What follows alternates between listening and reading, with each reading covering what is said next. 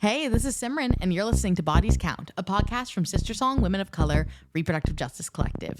Today, I'm joined by Shanti Moore to talk about maternal health care, as well as the history of midwifery and what was stolen. Hello, hello. Thanks for being here. Oh, it's a pleasure. So can you start by telling us who you are and what you do within SisterSong and also broadly? Okay. So my name is Shanti Moore. I use she, her pronouns, and I am a midwife. I'm a doula, and I am the birth justice training and curriculum coordinator for SisterSong. What do you do as the birth justice training coordinator? So I come up with programming geared towards birthing people just to improve their maternal health outcomes. I love it. So we're going to be talking today about maternal health and wellness, which Shanti is very much an expert in a lot of different arenas. So kind of what got you interested in maternal health and wellness? Why do you do what you do? So it's been a very serendipitous journey. I won't take you through all of it, but so something else that I do that I rarely share. I'm also a licensed massage therapist. Oh, I didn't know that. Yeah. And so there was like a certain point in my career where people started asking me, like, do you support people in birth? And because it came up so frequently, it made me kind of pay attention, like maybe I should. And so that kind of was an entry point into my doula work. And I want to say it was like 2017 when I, along with a lot of us, were first learning about the maternal mortality statistics here in the U.S. as well as in Atlanta specifically. And that was like a call to arms for me personally, like not on my watch. Like there's something that I can do about this, and I want to be involved in, just changing that narrative. So that was like a real clear beginning for me in birth work. Yeah, like you just couldn't ignore it. You had to do something. Yeah. Yeah. Do you ever use your massage skills when you're doulaing? I feel like I've heard about a lot of massages that can be helpful.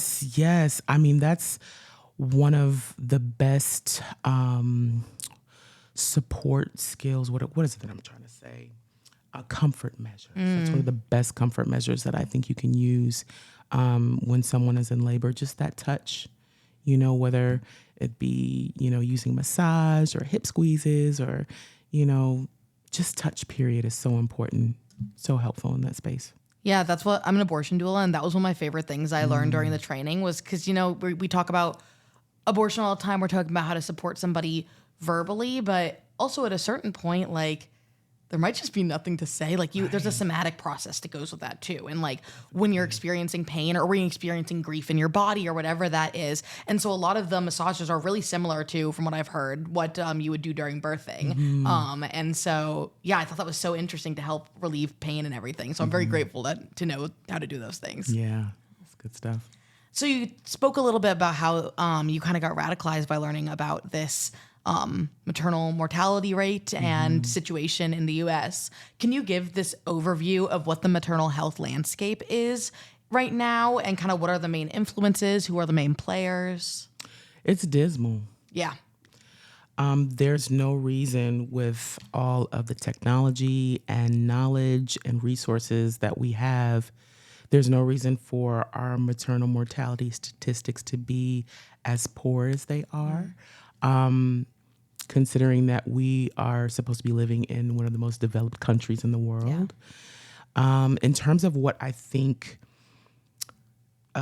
is contributing to that, I always have to go back to the fact that birthing in this country was never about health. It was about commodity. And when you build an infrastructure, a medical infrastructure that is based on control and subjugation and torture and all of the things, it's kind of funny to expect to get more out of it. Right. Yeah. Can you say more about the history of that?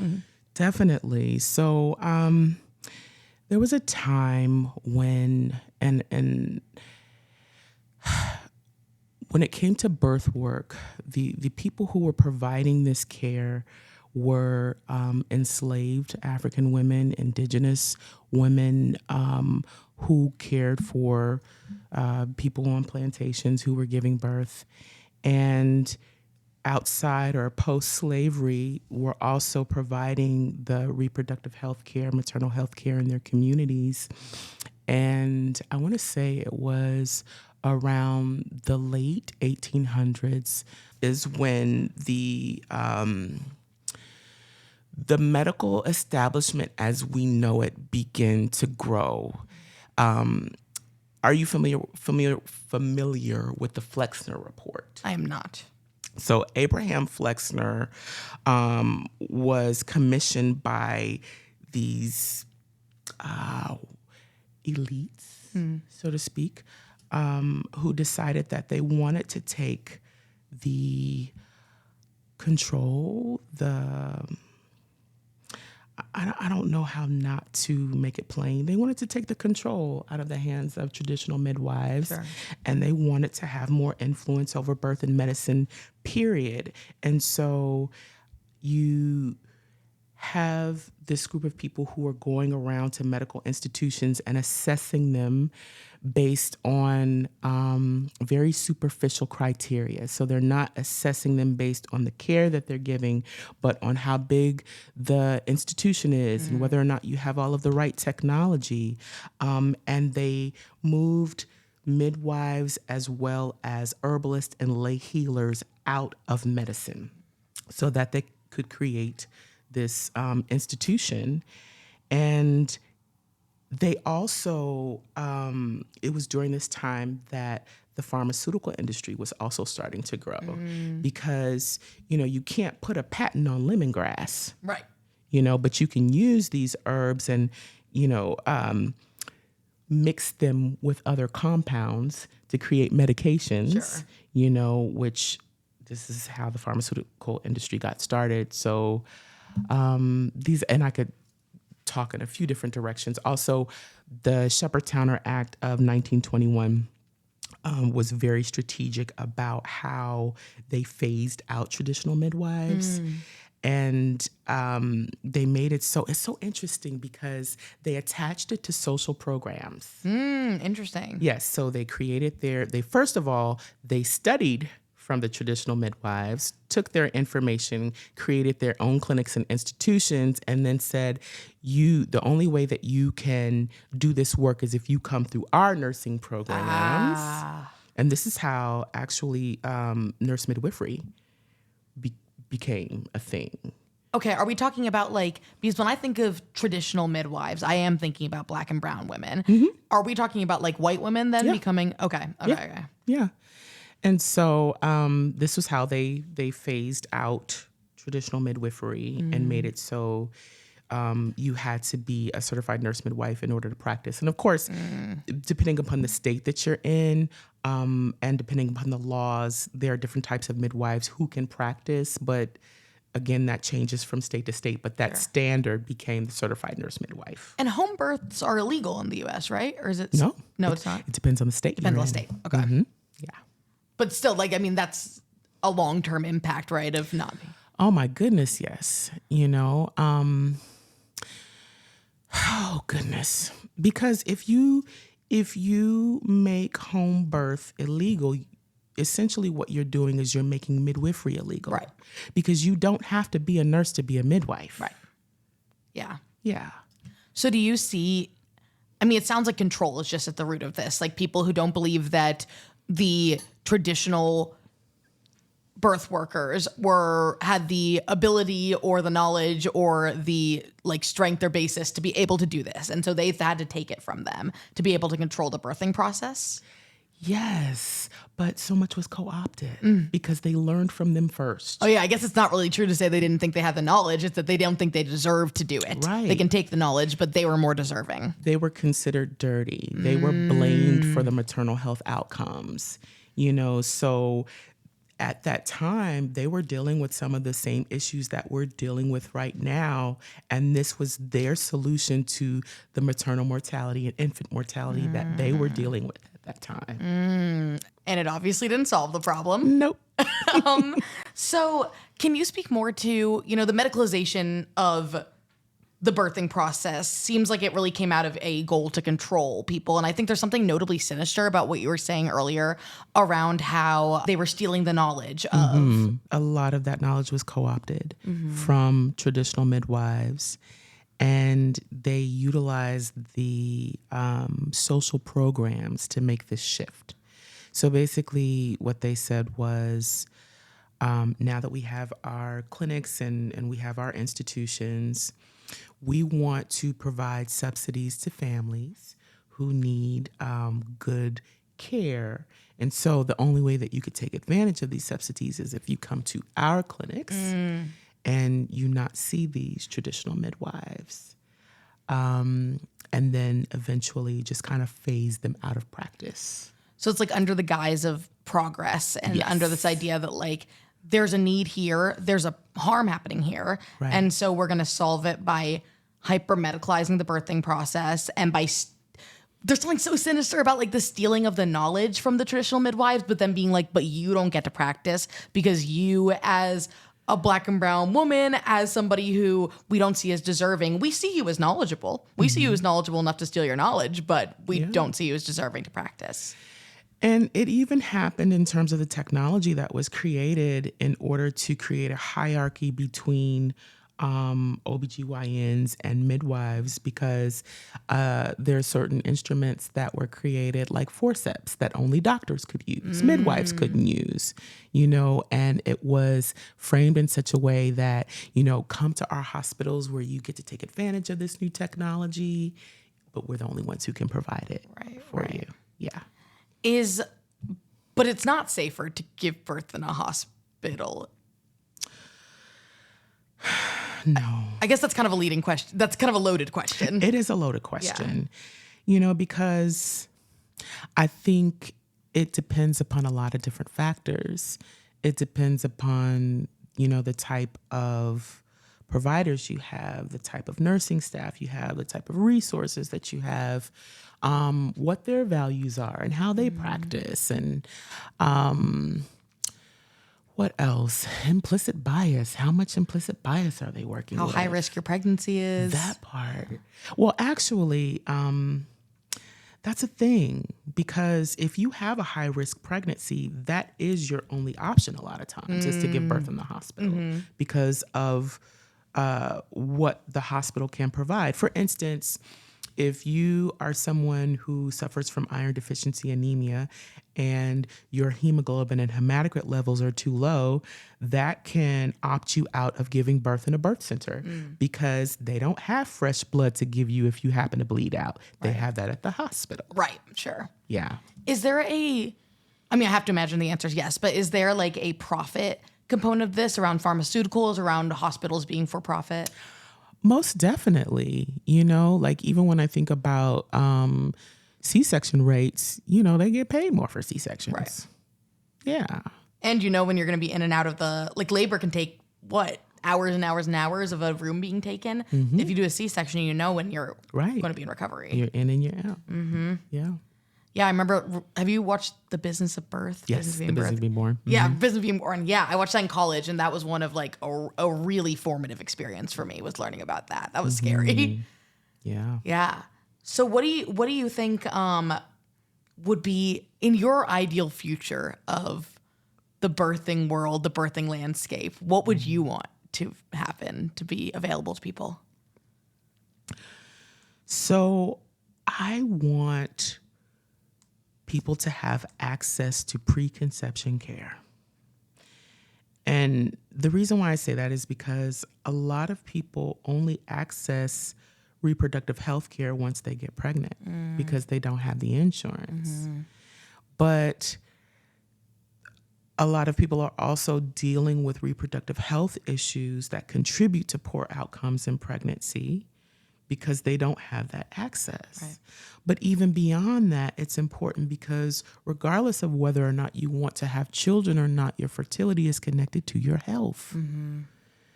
And because we still see birthing people as commodity. We're having this conversation in real time. under this current administration where people are wanting to see more babies born because they're thinking about the workforce. And they're stating that. Right. Like with no shame. No shame. Yeah. And that means that birthing people aren't people, they're creators of the workforce. Exactly. Yeah, that's really harmful. It even speaks to the care that people receive when they're entering into perimenopause and menopause, because there's so little research that's being done about this phase, but that's also the time when you're no longer valuable to this system, when you can no longer produce and give them children. So it's like this attitude, I think, prior to this moment, because I do see a lot of work being done now. People are being way more vocal about menopause and perimenopause and all of the things that go along with it and why we're not getting the adequate treatment, from our healthcare providers. But prior to this moment, like, you just get put out to pasture. Yeah. Before we continue with this episode of Bodies Count, let's hear from Team SisterSong. Peace all. My name is Sheyi Adebanjo, they, them pronouns. I'm the Artists United for Reproductive Justice Coordinator. And We Decide, which is rooted in Black August, Black liberation, trans liberation, and gender justice. It is something that I'm spearheading, and we are collaborating with Center for Cultural Powers to put this together for folks to see, with incredible queer artists named Kinfolks. Look out for that. That's coming out at the end of the month, and we're also turning it into a coloring book for folks to be able to really see and experience what gender justice, trans liberation, and Black August is for us now and in the future. And then another thing that we have up and coming is that we are also We Decide, looking at queer, trans, and gender nonconforming sovereignty over our bodies. We're turning it into a multimedia project, especially as we think right now with what's happening with all the relentless attacks. We wanted to really center the rights of trans, gender expansive folks, and queer bodies of color to fully exist and have bodily autonomy. So we would love to have participants join us. We're mixing photo voice and documentary filmmaking, and looking for participants to join so we can document your stories and photograph you and have you be a part of this multimedia piece. You can get in contact with me at sheyi@sistersong.org, or check us out on our website at sistersong.net. So I look forward to you all getting in contact with us. Thank you all for listening, and I look forward to hearing from y'all. Okay, peace. And now, back to the show. I'm interested in the fact that you brought up both pre-conception and menopause. Like, you brought up things outside of the birthing and pregnancy sphere. Like, I totally thought that we were going to be, we're talking about maternal wellness. I thought that you were going to talk almost exclusively about pregnancy and about parenting. And so I'm really interested in how you so quickly made this into a holistic human experience and a part of your whole life. Yes, because we only look at that one phase of the reproductive lifespan because of how we see people who can give birth. And this is the connection to reproductive justice, that I deserve to have good fertility whether I choose to parent or not. Period. Because I'm a human being. Right. It's all healthcare. It's all reproductive healthcare. But we've chopped it up and sliced it up, again, based on the importance that person holds to the system. Yeah, to our society working the way we think it should. Yeah.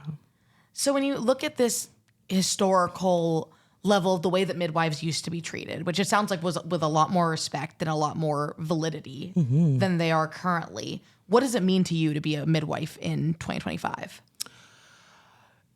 Being a midwife in 2025 to me is being a trailblazer. Being someone who holds community, because again, it's not just about birth. It's about how do we continue to support the lives of these birth givers and these families even beyond. How do we support the entire community? It's funny because one of my reasons for becoming a midwife, just one of the reasons, I thought to myself, when all this shit falls apart, what will I have to offer my community? Midwifery care is community care. Someone on I think it was Kai Blue from Kaluntu on a previous episode said, who's going to make the shoes? They were like, I think about this all the time. Like when the world is like, who's going to make the shoes? Right. None of you hoes know how to make a shoe. That's a very important question. So that's that's all I'm going to learn. I'm going to learn how to make a shoe. How to make the shoes? You're going to be the cobbler? Yeah, I'm going to be the coming cobbler. to you. Okay. I'm coming to you. Yep. Yeah, you can put me for the shoes. You can birth my baby. Okay. By that, I mean, help me birth my baby. Deal. Yes. Beautiful. So what do you think it looks like for maternal wellness to be kind of complemented between this within the medical system? Because it's not going anywhere, right? Like we are working within what we have now. So what does it look like for the current medical system and then these more traditional values around birth to coexist in a happy marriage? It looks like everybody having access to midwifery care if that's what they want, which means that from state to state, people have to be paying attention to maternal health policies and what's legal. Is midwifery legal in your state? Yeah, because home births you said that home births are legal in some states, and by making home births illegal, you're essentially making midwifery illegal. Yes. Is it conservative states? Like, does it align with those? That's I'm curious if it's political like that, you know? You know what? Like I've not actually looked at it from that lens, like whether or not more conservative states, because I feel like, and y'all don't eat me up because I've not done research around this, but I feel like there are some conservative states that would probably be more pro-midwifery. Well, so that's why I was kind of getting at, because I'm interested in what you were talking about with this history of using these social programs and using this guise of progress. I think that those are some of those moments in history that are so impactful. And so, yeah, when you're talking about this, I imagine it, and I'll look it up. I'll look it up and I'll link a map or something in the show notes. But I imagine that it's not directly aligned with politics in the sense that like there is a certain progressive lens that I could see lending itself to like, we need to be more involved in the medical system. We need to be more, it's science kind of vibe, which it is. And also, you know? Right. And those two things aren't in competition, and I don't want them to be. No, they're not. They're not yeah. at all. Hey everyone, this is Simran from the future. As promised, I did a little research, and the state of home birth legality in the US is actually a little more complicated than I originally thought. So, home births with a registered nurse midwife are legal in 49 out of the 50 states, with Nebraska being the one exception. Most states do also allow out-of-hospital births with non-nurse certified professional midwives, but their practice is in a legal gray area in some of those more restrictive states. There are 7 states that don't even have a licensure process for a non-nurse midwife, making their practice difficult and the restrictions unclear. As for the political landscape, in a piece put out in the National Library of Medicine entitled The Politics of Home Birth in the United States, the author says that legislative battles over home birth policy do not conform to our typical models of partisan, i.e. Democrat versus Republican, politics, and attempts at advocacy cannot rely on classical strategies of alignment with the dominant party in a state. That article and some others are all linked in the show notes if you want to know more. Okay, I'm done correcting past Simran speculations. Back to the show. Education is important, no matter what route of study you decide to choose, whether you want to be a traditional midwife or certified professional midwife or certified nurse midwife. Education is important. So I don't want to skip that. But there is something that we stand to lose when we don't incorporate traditional midwifery, because it's a lot of these traditional midwives who hold intellectual knowledge that we don't use in certain spaces. There are traditional midwives who do breech births successfully. There are traditional midwives who deliver twins successfully. And these are skills. As a certified nurse midwife, I can't do that legally. And then you have certain obstetricians that won't do that. If your baby is breached, that is an automatic C-section for that person. There are some who they may give you a trial of labor if you are giving birth to twins. They may not. But this is information that we stand to lose if we don't incorporate traditional midwifery into the broader landscape of maternal health. Right.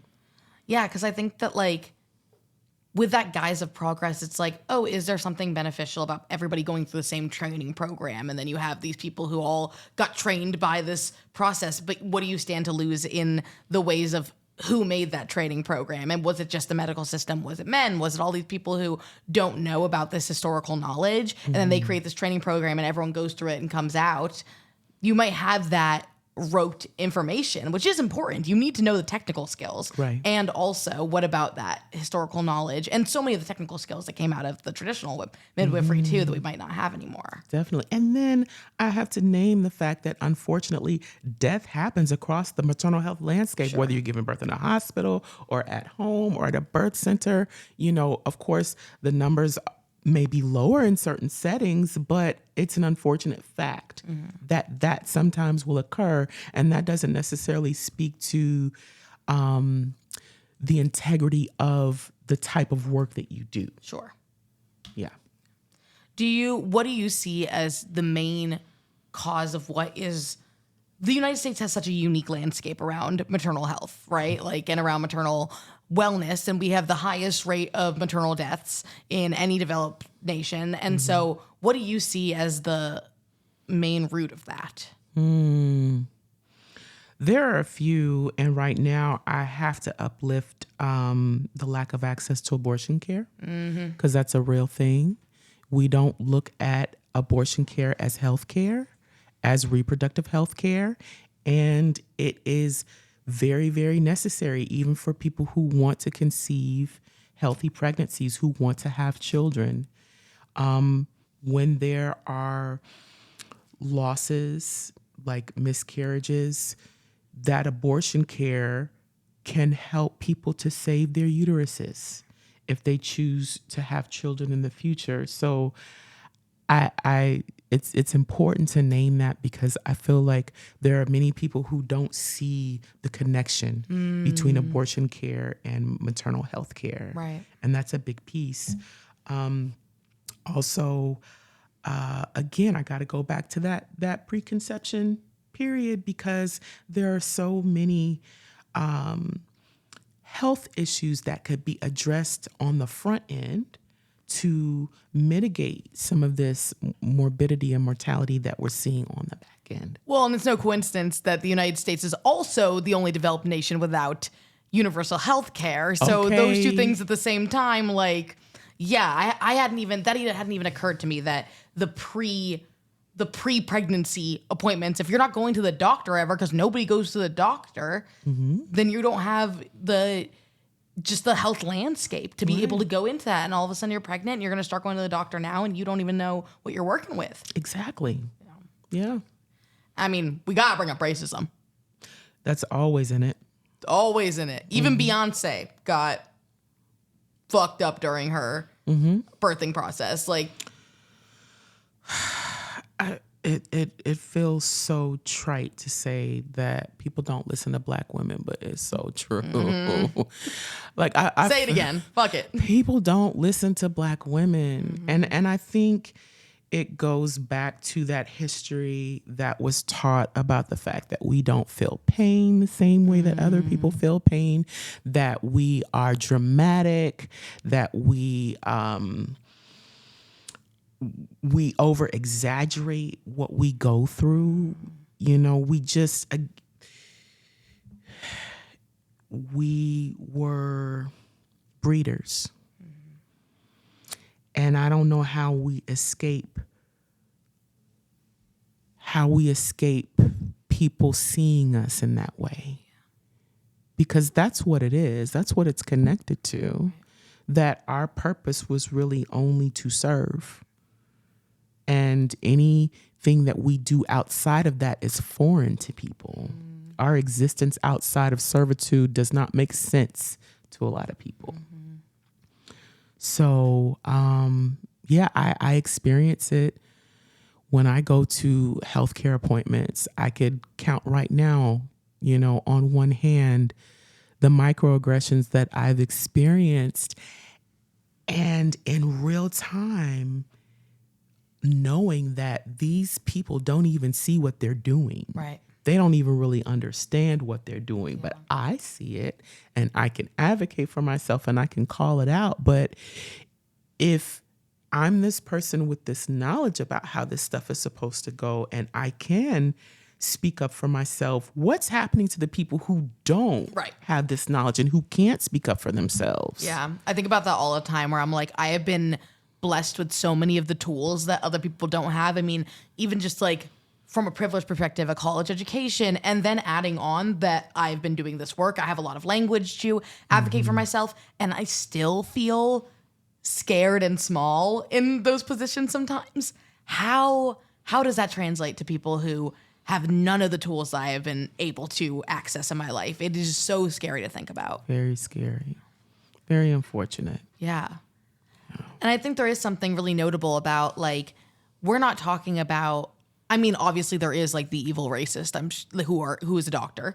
And also we're talking about the general medical system, right? Like, we're talking about people who genuinely want to do good, who are like, who got into this because they want to take care of people, and who still have that bias in the back of their head that either Black women don't feel pain in the same way or are indifferent to Black women's pain. And that's something that is real, like the level of unlearning that takes is something that takes years, and is like, yeah, a scary thing to know that those people can just be walking through the system, walking through the hospitals and taking care of patients, and they're not the boogeyman. They're normal people. Yep. Which is the reason why I like to say that, when we talk about dismantling systems of white supremacy, it's an inside job first. And I think that you have to be someone who really wants to do this work, and you have to commit yourself to doing this work and understanding that it's lifelong. Because I don't care how many implicit bias trainings you go through. If you're just racist and you want to be, you're just going to be racist. Right. Right. And what do you do with that? Yeah. Yeah, someone once told me, they're like, it's not the first thing you think, it's the second thing you think. Like, that they were like, oh, that's how you work on bias. And I thought that at first I was like, what the hell are you talking about? And then they were like, well, like when you see something, your bias is going to kick in first. That's going to be the first thing you think. Like, you're walking down the street, you see a Black man, you're going to think, I'm going to cross to the other side. That might be the first thing you think. What's the second thing you think? Is the second thing, why did I just think that? What am I going to, And I was like, oh, I actually think that's kind of useful. Like, what's the thing? Because the second thing you think comes from your integrity and comes from your values. The first thing might come from your trauma. It might come from your biases. It might come from the way you were raised. But that second thing speaks to who you are. I love that. Isn't that nice? I really liked that. Yeah. I thought that was useful. So how can we be investing in and utilizing midwives to their full potential? Advocate for them in your states. Advocate for policy around increasing access, not just to midwifery care, but advocating for midwives being able to practice at their full scope of care, because that's also an issue. Utilize midwives for your gynecologic health care. It doesn't just have to be that you go to a midwife when you want to give birth or conceive a pregnancy. You can go to midwives when you have to get a pap smear. Or you really? Yeah. See, I didn't know that. If you want to, get certain type of birth control or. Wow. Yeah. Well, you give me a pap smear. Oh, Simran. See, I don't even know if that was an HR violation. That was such a deep cut. I don't even know. I love it. I'm taking that as a no. So can you speak a little bit to the We Inside, We Outside project that you lead at SisterSong? Yes. So where that came from, when I was in midwifery school and going through my clinical rotations, I was noticing that in the prenatal visits, nutrition was covered, but not in depth. So typically people would go for their initial prenatal visit And they get this packet with all this information that also talks about the foods that they should eat, the foods that they should stay away from, and all of the things. But beyond that initial visit, a lot of times it never came up in conversation unless there was an issue with nutrition. But what I saw was that nutrition, or the lack of proper nutrition, is directly connected to a lot of the risks that we see for maternal mortality and morbidity. For instance, if someone has iron deficiency anemia is connected to things like low birth weight, and intrauterine growth restriction, and preeclampsia, and postpartum hemorrhage, and increased risk for cesarean section, which are some of the things that are causing maternal mortality. So it made sense to me. Like, why would we not have deeper conversations around nutrition? Since when you're pregnant, two of your biggest jobs, eat well and exercise. Why are we not focusing on that more? And I know the answer to that too, because what I observed was that in the birth center space, which I am a complete advocate for birth center care, but that visit is 30 minutes. Which, if I could change things, that visit would be an hour.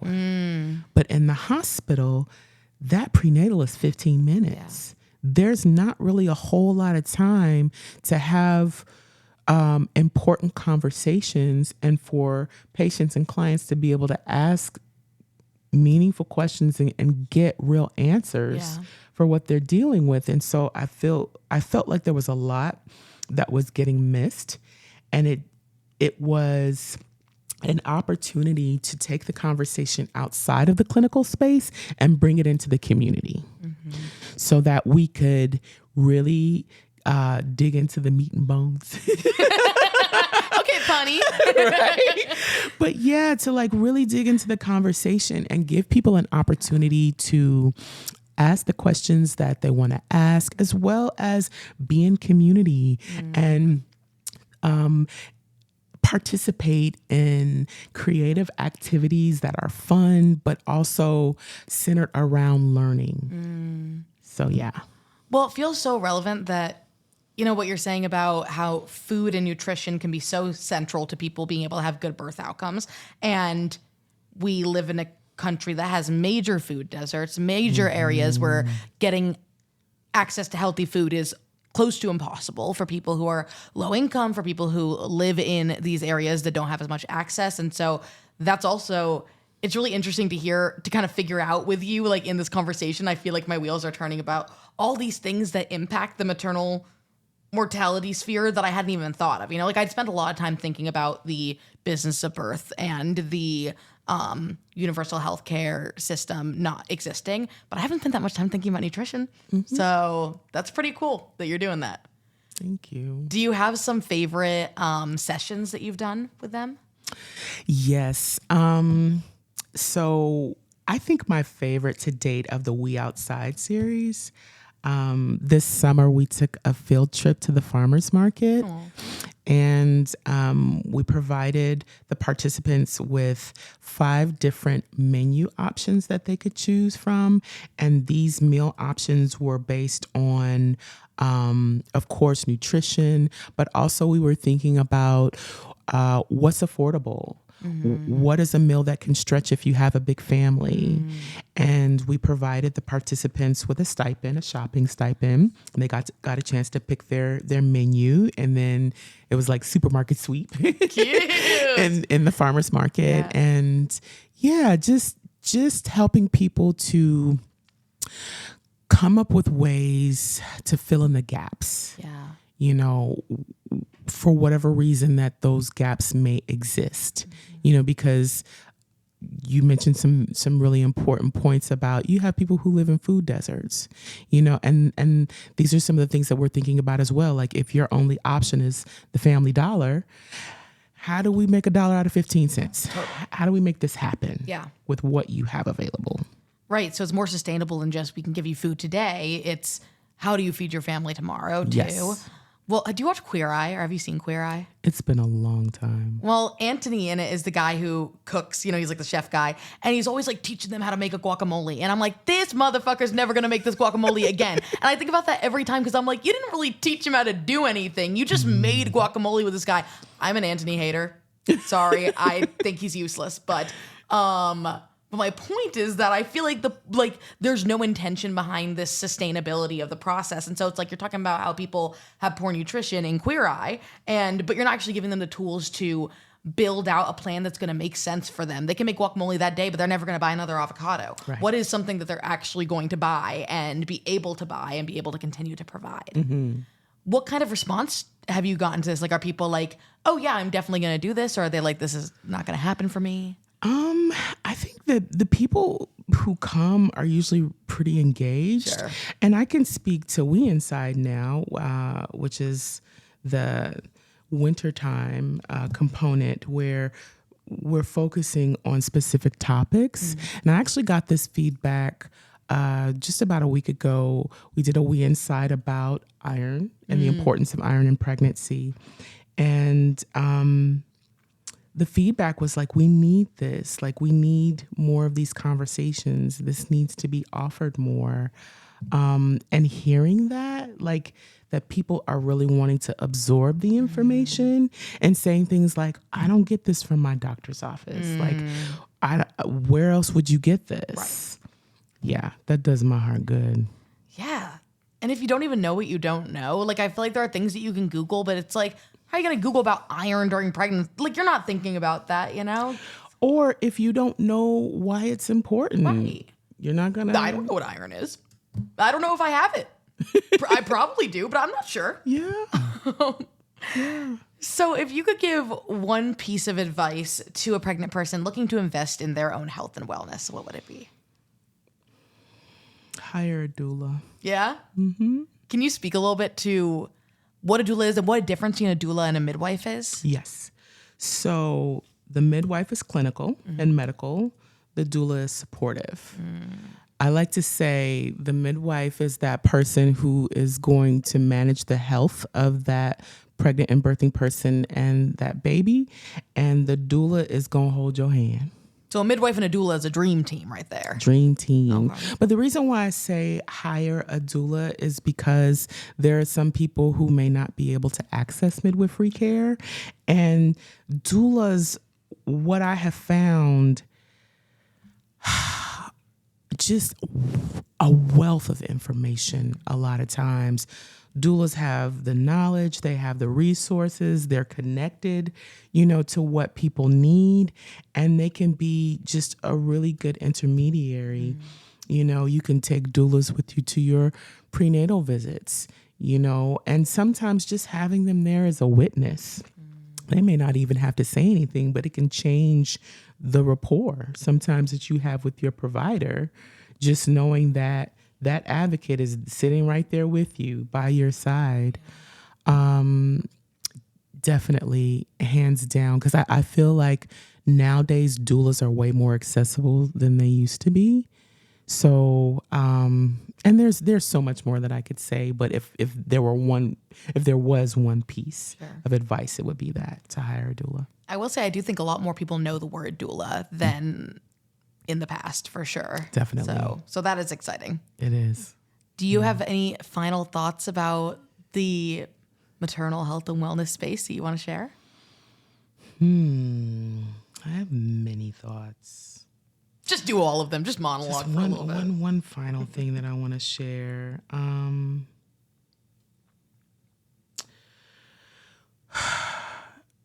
Reproductive agency and autonomy. It's just really important that people who have the ability to give birth are able to make decisions fully from their autonomy. And that covers a lot of different issues, from abortion care to pregnancy and birth, menopause, all the things. But we need to be able to make the choices that we want to make for ourselves, because again, I can't say it enough. Our fertility is connected to our health, whether you want to have a baby or not. And we deserve to be healthy just because. Mm-hmm. Yeah. Just because. Just because. Well, Shanti, thank you so much for sharing your wisdom with us. And before I let you go, you know we have to play a game of Fuck, Marry, Kill. I'm so nervous. Okay, great. That's how I want you to feel. So I'm doing Fuck, Marry, Kill with your mom jokes, the ones I used to tell when I was in middle school. Okay. So Fuck, Marry, Kill. Your mom's so ugly, she went to an ugly competition and they said, sorry, amateurs only. Oh, no. Number 2, your mom's so old, I heard she babysat Jesus. And number 3, your mom's so ugly, even Hello Kitty said goodbye. I used to say all of these. Okay. To all of my friends. Okay. And I never liked any of the Yo Mama jokes. Okay, so I would... What was the second one again? The second one, your mom's so old, I heard she babysat Jesus. I'll marry that. That's mild. I think so too. Okay. And then the first one. The first one was a ugly competition, amateurs only. Fuck that. That was my favorite one when I was 13. I thought that was so funny. I was like, me and my siblings used to always say it to each other. My mom would be like, what the hell? Right, like, how did I get in this? You all have the same mom. Right. Okay. So the last one again, just so I can hear it. Your mama's so ugly, even Hello Kitty said goodbye. We can kill that. We can kill that one. Yeah. Because it's stupid. Yeah. Yeah. That all feels fair. When I was coming up with these, I was like, Shanti is someone I really respect. Is this really something I want to bring into this space? Thank you for thinking of me. Oh, you're so welcome. And I still did it anyway, so I guess I didn't think about you that hard. Okay. I said, well, she'll live. Yeah. Thanks for listening to this episode of Bodies Count, a podcast from SisterSong. Be sure to go and check us out on Instagram @BodiesCount.